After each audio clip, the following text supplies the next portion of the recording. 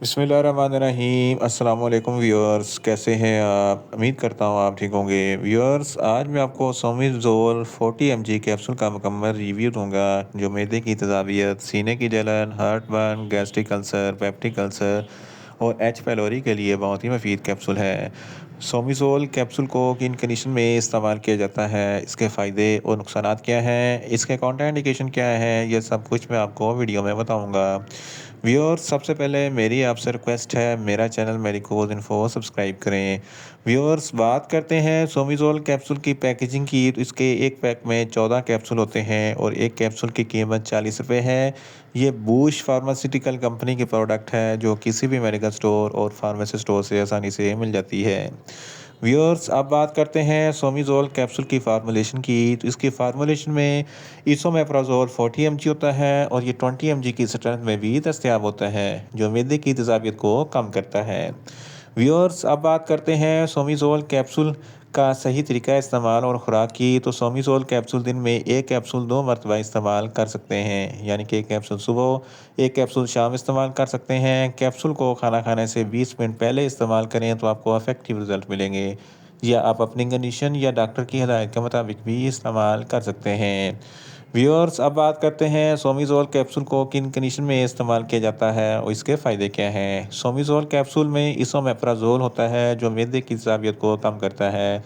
अगर आपके मैदे में बहुत ज़्यादा एसिडिटी है तो इस कंडीशन में सोमिज़ोल कैप्सूल बहुत ही मुफीद है। इसके इस्तेमाल से मैदे की तेज़ाबियत कम हो जाती है। सीने पे जलन होती है या हार्ट बर्न होता है तो इस कंडीशन में भी सोमिज़ोल कैप्सूल बहुत ही मुफीद है। गैस्ट्रिक अल्सर और पेप्टिक अल्सर के लिए भी सोमिज़ोल कैप्सूल बहुत ही मुफीद है। ड्यूयोडेनल अल्सर, ये आंतों का अल्सर होता है, इस कंडीशन में भी सोमिज़ोल कैप्सूल बहुत ही मुफीद है। जड़, जिसको गैस्ट्रोएसोफेगस रिफ्लक्स डिजीज़ कहते हैं, ये एक ऐसी बीमारी है जब आप खाना खाते हैं तो खाना खाने के बाद मैदे में जो एसिड बनता है वो खुराक की नाली में आ जाता है, सीने पे जलन होती है, हार्ट बर्न होता है, खट्टे-मीठे डकार आते हैं, तो इन तमाम कंडीशन में सोमिज़ोल कैप्सूल बहुत ही मुफीद है। इसके अलावा पेप्टिक अल्सर के लिए भी सोमिज़ोल कैप्सूल बहुत ही मुफीद है। इसके अलावा आईबीएस, इरिटेबल बाउल सिंड्रोम, ये एक ऐसी बीमारी है जो आंतों में गड़बड़ होती है, आंतों में चिड़चिड़ापन पैदा हो जाता है, तो इस कंडीशन में भी सोमिज़ोल कैप्सूल बहुत ही मुफीद है।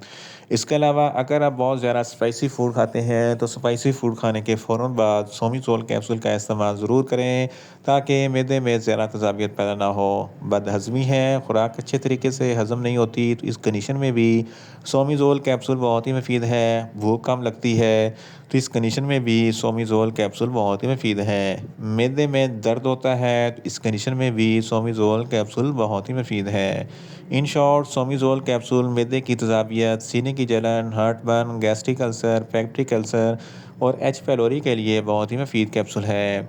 व्यूअर्स, अब बात करते हैं सोमिज़ोल कैप्सूल के नुकसानात की, तो सोमिज़ोल कैप्सूल के कोई नुकसानात नहीं हैं, ये सेफ़ टू यूज़ है, मगर ओवरडोज़ लेने के से आपको कुछ मामूली से नुकसानात हो सकते हैं। न्यूज़िया हो सकता है, वॉमिटिंग हो सकती है, डायरिया हो सकता है, मुँह खुश्क हो सकता है, चक्कर आ सकते हैं और ज़्यादा प्यास लग सकती है।